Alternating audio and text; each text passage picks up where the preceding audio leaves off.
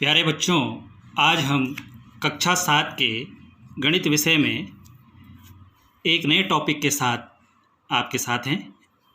इस क्लास में हम मायावी वर्ग के बारे में अध्ययन करेंगे।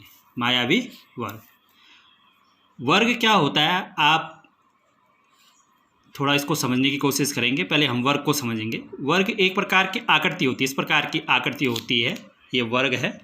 इसमें चारों भुजाएं, ये वाली भुजा, ये वाली भुजा, ये वाली भुजा और ये वाली, चार भुजाएं होती हैं। इस आकृति में चार भुजाएं, तो ये चारों भुजाएं क्या होती हैं, बराबर होती हैं। किस में? वर्ग में।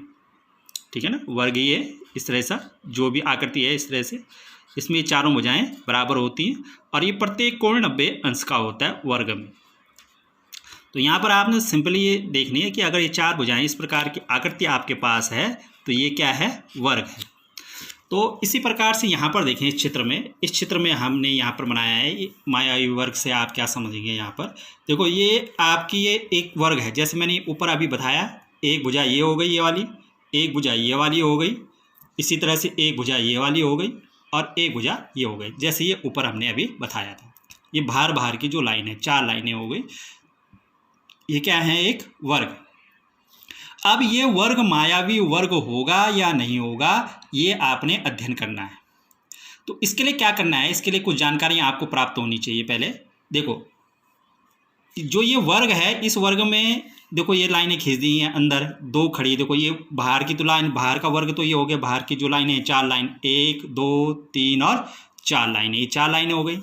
अब क्या किया हमने, दो ये पड़ी लाइनें खींच दी इसमें, इसके अंदर, इस वर्ग के अंदर दो इस तरह से खींच दी, इस तरह से लाइनें खींच दी और दो ये खड़ी लाइनें खींच दी हमने। ठीक है, तो कुल कितने खाने बन गए इस वर्ग के अंदर। देखो इस वर्ग के अंदर कुल कितने खाने बन गए, 1 2 3 4 5 6 7 8 9, 9 खाने बन गए। तो इस प्रकार से आपका जो ये वर्ग होता है मायावी वर्ग, उसमें इस प्रकार से 9 खाने होते हैं। ठीक है, अब ये मायावी वर्ग है या नहीं। सभी वर्ग मायावी हो भी सकते हैं, मायावी कोई वर्ग मायावी हो भी सकता है और नहीं भी हो सकता है। इसके लिए हमें जांच करनी है। तो जांच कैसे करेंगे, देखो जो ये वाला है, ये जो है, ये 1 2 सबसे ऊपर वाली खाने 1 2 3 4, अगर आप इस तरह से चल रहे हैं, इधर से बाएं साइड से दाएं साइड की ओर चल रहे हैं, बाएं साइड से सबसे बायां वाला खाना कौन है, ये। फिर उसके बाद कौन है, उससे आगे कौन है, ये। तो ये हो गई पंक्ति, इसको कहते हैं प्रथम पंक्ति। मैंने लिखा भी है यहाँ प्रथम पंक्ति। प्रथम पंक्ति कहाँ से कहाँ चलेंगे, इस वाली इसमें चलेंगे। जब आप इधर चलेंगे, इस खाने से इस खाने में, इस खाने से इस खाने की ओर, तो ये है प्रथम पंक्ति। इसी तरह से ये दूसरी पंक्ति है, ये वाली, ये 1 2 3, ये जो 2 3 खाने इस तरह से आप चलेंगे तो ये दूसरी पंक्ति हो गई। इसी तरह से ये तीसरी पंक्ति है, 1 2 3, ये तीसरी पंक्ति हो गई। ठीक है, तो कितनी पंक्तियाँ होती हैं, अगर कोई वर्ग मायावी होना है तो उसमें कितनी पंक्तियाँ होती हैं, 3, 1 2 और 3 पंक्तियाँ। इस तरह से ये एक पंक्ति ये हो गई, दो पंक्ति इस तरह से पड़े में एक पंक्ति। जब आप पंक्तियाँ कब मिलेगी आपको, जब आप बाएं से दाएं की ओर चलेंगे। बाएं से, ये बाएं हाथ है, बायां हाथ की ओर से, ये बाएं तरफ है, ये दाएं साइड है। तो ये बाएं साइड से जब दाएं साइड की ओर चलेंगे तब आपको पंक्तियाँ मिलेंगी। ये एक पंक्ति हो गई, ये दूसरी पंक्ति हो गई, ये तीसरी पंक्ति हो गई। अब ये तो पंक्तियों की बात थी, यहाँ पर ये पंक्तियाँ थी, 3 पंक्तियाँ होती हैं। इसी तरह से 3 स्तंभ होते हैं। 3 स्तंभ, पंक्तियों को रो कहते हैं इंग्लिश में, और स्तंभ को क्या कहते हैं, कॉलम। 3 कॉलम होते हैं जब ऊपर से नीचे की ओर चलते हैं आप। देखो ये 1 2 3 खाने ऊपर से चल रहे हैं आप, ऊपर से सबसे पहले सबसे बाईं ओर से चले आप। सबसे बाईं ओर है, कितने कॉलम है इसमें, 3, 1 2 और 3। देखो ये वाला कॉलम, ये पहला कॉलम है, पहला स्तंभ है। देखो 1 2 3 खाने इसमें हैं, ऊपर से नीचे की ओर जा रहे हैं सबसे बाईं ओर से आप, तो ये पहला स्तंभ। फिर देखो ये दूसरा वाला हो गया, ये दूसरा स्तंभ हो गया, ऊपर से नीचे की 1 2 3, इसमें भी 3 खाने हैं। फिर इसी तरह से आप तीसरे स्तंभ में चले, ये तीसरा स्तंभ है, तीसरे स्तंभ में भी कितने खाने हैं, 3 खाने, 1 2 3, ऊपर से नीचे की ओर।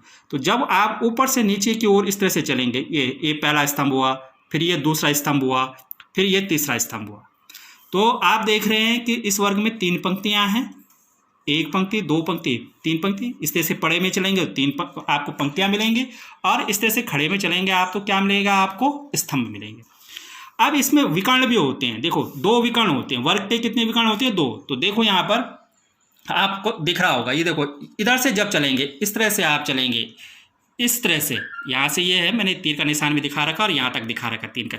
तो इस तरह से अगर चल रहे हैं आप, इस तरह से, तो ये क्या है आपका एक विकर्ण है। ये यहाँ से इस बिंदु को अगर मैं इस तरह से घुमा दूँ उसको थोड़ा, यहाँ से और यहाँ तक इस बिंदु को मिला दें तो ये इसका क्या है, विकर्ण है। तो यहाँ जो संख्या होगी, यहाँ जो संख्या होगी, यहाँ जो संख्या होगी, तो वो क्या होगी, विकर्ण पर होंगी। वो कैसी हैं, किस पर हैं, विकर्ण पर हैं। इसी प्रकार से ये तो पहला विकर्ण हो गया। इसी प्रकार से दूसरा विकर्ण होगा। अगर हम दूसरे विकर्ण को क्या कर दें, इसको इससे मिला दें, इस तरह से टेढ़ा मिला दें, इसको इस तरह से, इसको यहाँ से यहाँ मिला दें, मिला दी मैंने, तो ये क्या हो गया, दूसरा विकर्ण। ये 1 2 3, ये यहाँ भी 3 खाने, ठीक है। तो इस प्रकार से टेढ़ी अगर हम लाइन बना दें तो ये तीसरा विकर्ण, ठीक है। अब क्या करना है आपने, मायावी वर्ग में मान लीजिए मैं यहाँ कुछ संख्या लिख देता हूँ। जैसे इसमें मैंने लिख दी 6 7 8 9 10, मान लीजिए यहाँ पर मैंने 5 लिख दी, या मैंने -1 लिख दी, 2 लिख दी, 3 लिख दी। अभी मैं सिंपली आपकी संख्याएं लिख रहा हूँ इस तरह से। तो आप यहाँ पर देखिए पहली पंक्ति में कौन कौन सी संख्याएं हो गई। अगर मैं कहूँ पहली पंक्ति में, इस वर्ग में पहली पंक्ति में कौन कौन सी संख्याएं हो गई, संख्याओं की बात करनी है हमने यहाँ पर। तो पहली पंक्ति में कौन कौन सी संख्या हो गई, 6 7 8। अगर मैं कहूँ इन संख्याओं को जोड़ना है तो आप कैसे देंगे, पहली पंक्ति की संख्याओं को जोड़ना हो तो कैसे लिखेंगे, 6 + 7 प्लस, और मान लीजिए ये -8 है तो कैसे जोड़ेंगे, प्लस -8, इस तरह से जोड़ेंगे। बात समझ में आ रही है। अगर पहली पंक्ति है तो पहली पंक्ति में कैसी हो गई संख्याएं, कौन कौन सी हो गई, 6 7 और ऋण 8। और लिखेंगे कैसे, अगर मैं कहूँगा इनका योग करना है तो कैसे जोड़ेंगे आप, 6 धन 7 और धन -8, इसको हल करेंगे जैसे जोड़ते हैं आप, पूर्णांकों का योग आपको बता रखा है। इसी तरह से मान लीजिए ये -9 है, मान लीजिए यहाँ पर थोड़ी देर के लिए -9। अगर मैं कहूँ कि दूसरी पंक्ति में कौन कौन सी संख्याएं हैं, तो यहाँ पर कौन सी है दूसरी पंक्ति में संख्याएं, -9 + 10 और +5। इसी तरह से मैं तीसरी पंक्ति में अगर जो संख्याएं हैं उनको कहूँ उनको जोड़ना है तो कैसे जोड़ेंगे आप, -1 + 2 + 3। ये तो पंक्ति में हो गई संख्याएं, पंक्ति में आपने जोड़ दी संख्याओं को। अब मैं कहूँ कि स्तंभ में आपने संख्याएं जोड़ी, पहले स्तंभ में संख्याओं को जोड़ी, तो पहले स्तंभ में कौन कौन सी संख्याएं हैं, 6 -9 और -1। तो इनको जोड़ेंगे तो क्या आएगा, इस पहले स्तंभ में जोड़ेंगे संख्याओं को। पहली संख्या कौन है, 6, फिर कौन सी संख्या है आपकी, पहली संख्या 6 हो गई, दूसरी संख्या कौन हो गई, -9 हो गई, तो जोड़ेंगे इसके साथ तो कितना हो गई, -9, ठीक है। और फिर ये तीसरी संख्या कौन सी हो गई, -1। ये पहले स्तंभ की संख्याएं हो गई। इसी तरह से दूसरे स्तंभ में कौन सी संख्याएं होंगी, अगर मैं कहूँगा दूसरे स्तंभ की संख्याओं को जोड़ना है, दूसरे स्तंभ की संख्याओं को, तो 7 + 10 + 2, ये वाली संख्या हो गई। अब जो भी योग आएगा, योग की बात अभी नहीं कर रहे हम, इनको जोड़ दिया हमने, इनको जोड़ देंगे हम, ठीक है ना। कौन कौन सी हो गई, 7 10 और 1। ये किस स्तंभ में हो गई, दूसरे स्तंभ में हो गई, ये मैंने लिख दी 7। अब इसी तरह से तीसरा स्तंभ है, तीसरे स्तंभ में आपने संख्याओं को जोड़ना है। तो यहाँ पर क्या है, -8 5 और 3, इनको जोड़ेंगे। अगर मैं कहूँ तीसरे स्तंभ में जोड़ना है तो -8 + 5 + 3, ये तीसरे स्तंभ की संख्याओं का जोड़ हो गया। इसी तरह से मैं कहूँ कि ये विकर्ण का योग करना है, आपने विकर्ण की संख्याओं को जोड़ना है। तो विकर्ण ये है, पहला विकर्ण ये है, तो विकर्ण में टेढ़े में जो अंक है आपके पास, पहला अंक कौन है, 6, फिर कौन है 10, फिर कौन है 3। तो अगर आप जोड़ेंगे इनको तो क्या हो जाएगा, ये विकर्ण वाला पहला विकर्ण में, पहले विकर्ण में कौन कौन सी संख्या है उनको जोड़ना है। तो 6 + 10 और +3, ये विकर्ण वाली संख्या हो गई, 6 10 3, ये पहले विकर्ण की संख्याओं को आपने जोड़ दिया। इसी तरह से ये दूसरा विकर्ण है, इस दूसरे विकर्ण की संख्याओं को जोड़ना है। तो दूसरे विकर्ण की संख्याओं को कैसे जोड़ेंगे आप, देखो पहले इस विकर्ण की संख्याएं कौन है, -8 10 और -1, ये 3 संख्याएं हैं इस तरह से टेढ़े में। तो आप क्या लिख सकते हैं इसको, अगर जोड़ना है, -8 + 10 और +-1। तो इस प्रकार से आप जोड़ करेंगे इनका। तो क्या करना होता है मायावी वर्ग में आप ये देखना होता है कि पहले प्रथम पंक्ति के जो प्रथम पंक्ति में अंक है उनको जोड़ना होता है, फिर दूसरी पंक्ति में अंक है उनको जोड़ना होता है, तीसरी पंक्ति में जो अंक है उनको जोड़ना होता है। इसी तरह से स्तंभ में, प्रथम स्तंभ में सारे अंकों को जोड़ना होता है, दूसरे स्तंभ में सारे अंकों को जोड़ना होता है, तीसरे स्तंभ में सारे अंकों को जोड़ना होता है।